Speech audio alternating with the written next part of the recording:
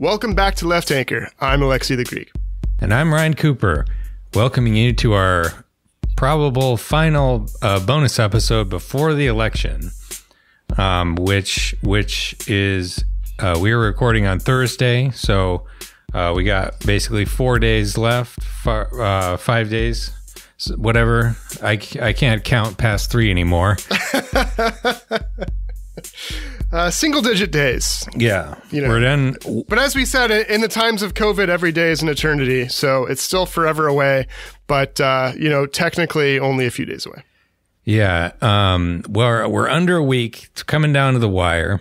But we couldn't resist talking a little bit about the big media gossip that happened just during the afternoon as we were, getting ready to. Prepping the episode, which was Glenn Greenwald resigning from The Intercept in a fit of pique, as they say. Nice word. Nice vocab. I like that. That's good.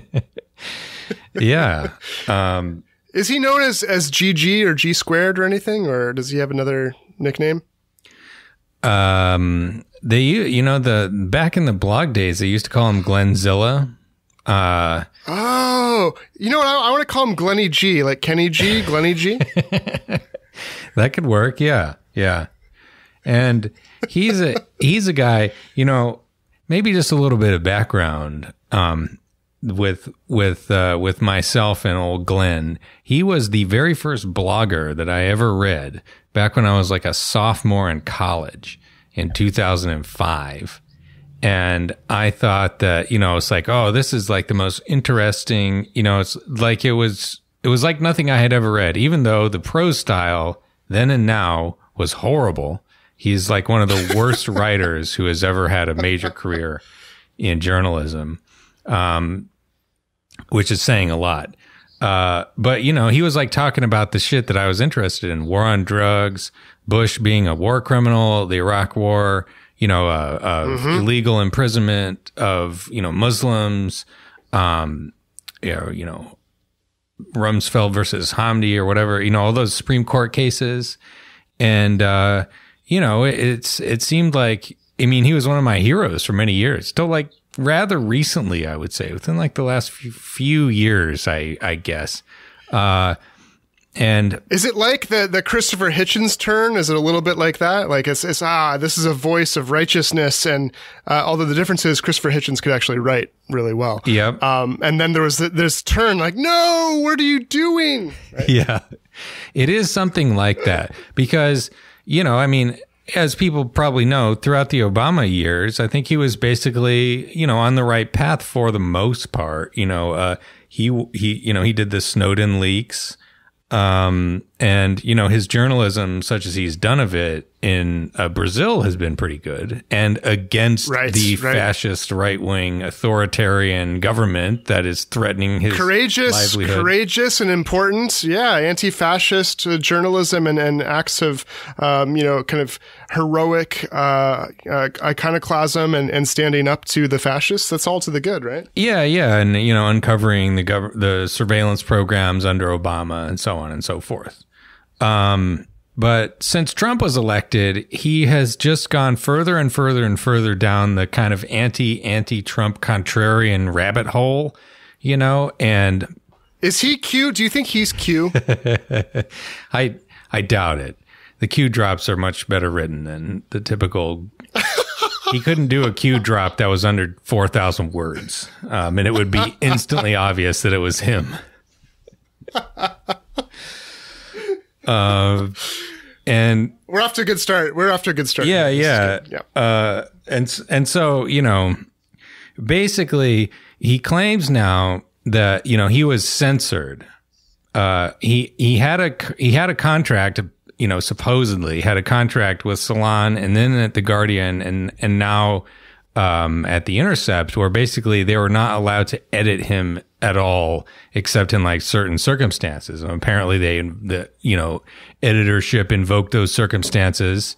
And, on an article about Hunter Biden and, the whole Burisma connection and the media being hypocrites, which is basically the only type of article that he writes now. hypocrisy gotchas. The libs are being inconsistent. It's just kind of hilarious on many levels because he's going to Substack. Like the last we know of Glenn's salary, which was in 2017. This is the last public data we have. He was making $370,000 just about in salary. Before that, he was making even $500,000. In the glory days. And now he's going to. But where does he live though? Because that could be middle class according to CNBC. Like that's New York City middle class apparently. He right? lives in a gated community in Brazil.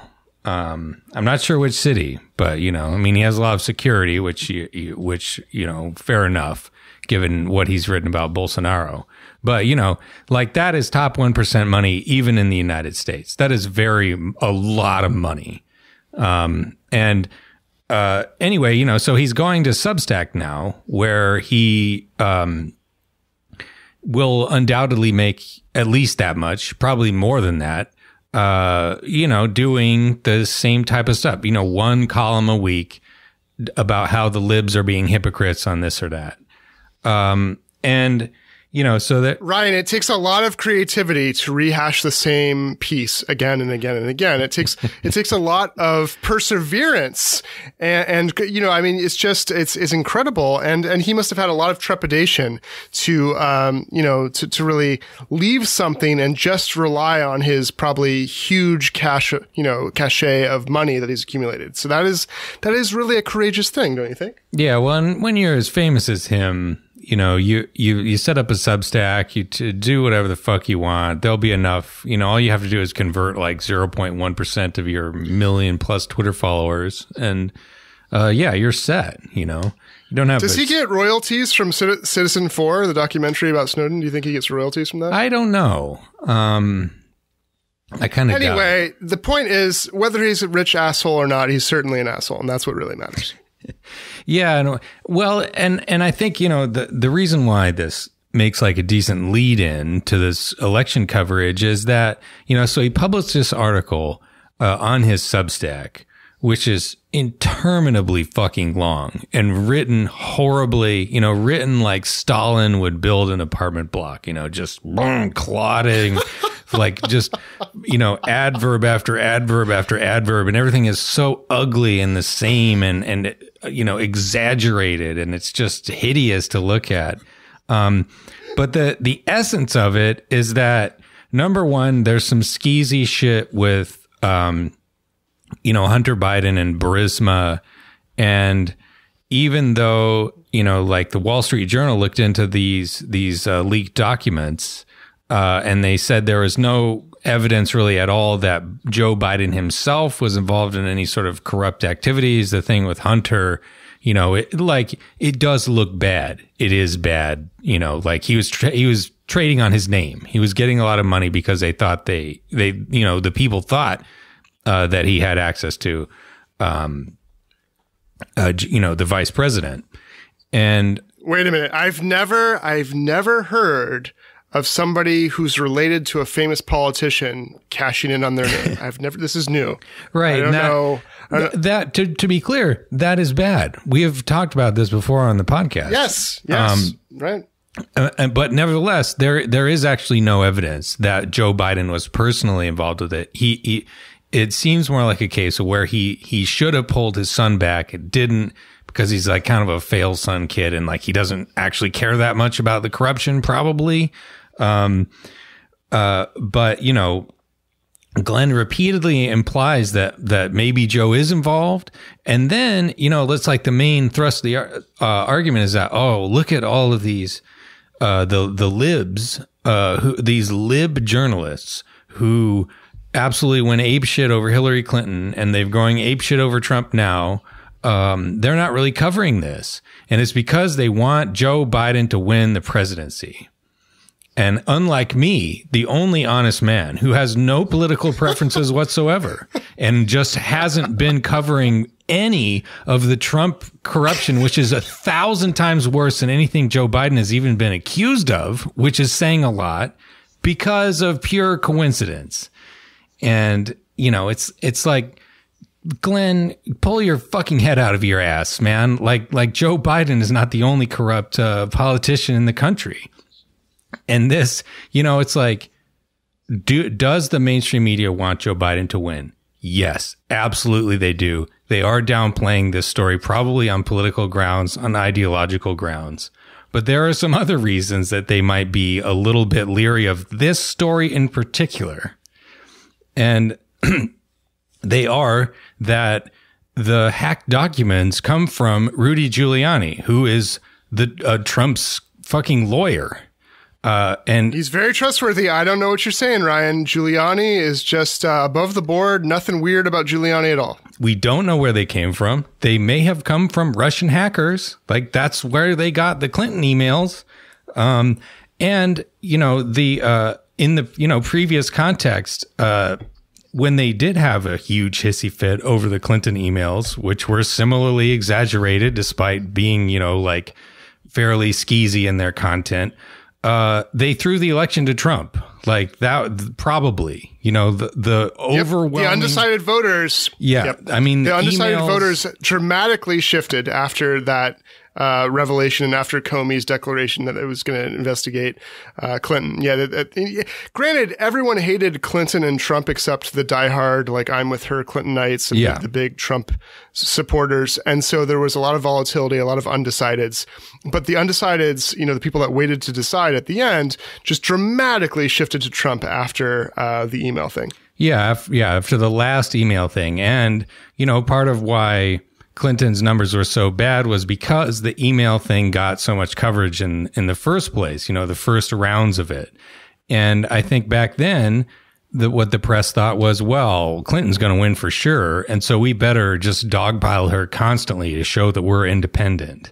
And now everyone's got, they've been burned by that. And so now they're being really cautious about these sort of late breaking stories, which are clearly a fucking like swift boating attempt, done by like interested parties who are literally members of the opposing campaign. And they're looking now, Ryan, for our younger listeners, could you explain what swift boating is? Because some of our listeners might not even know who John Kerry is. Let's be honest. Yeah, swift boating was these were the Swift Boat Veterans for Truth, which was a like a super PAC or some shit, like some kind of political organization that was set up in 2004, I think around August, thereabouts. So it was fairly late in the cycle, but there were a number of months ago. And basically they said that they were members of John Kerry's unit and that he had lied about to get all of his medals when he was in Vietnam. So he had got 3 Purple Hearts, a Bronze Star, and a Silver Star, I believe. And this is just complete fabrications. These are total lies. I think a couple of these guys, I may be mistaken about this, but a couple of these guys are now involved in the Lincoln Project. That wouldn't surprise me. That would not surprise me at all. But yeah, so, swift boating is a sort of shorthand for political dirty tricks to smear the opponent, in the later stages of the election. And this is what Rudy Giuliani is trying to do. It's like, do you think Rudy Giuliani has an honest interest in getting rid of political corruption in this country? Like, if you do, you're a fucking idiot. And that's the context that Greenwald is missing. It's part of the context that Greenwald is missing. That's the end of the preview, folks. If you want to hear the whole episode, you can go to patreon.com/leftanchor. Thanks for listening.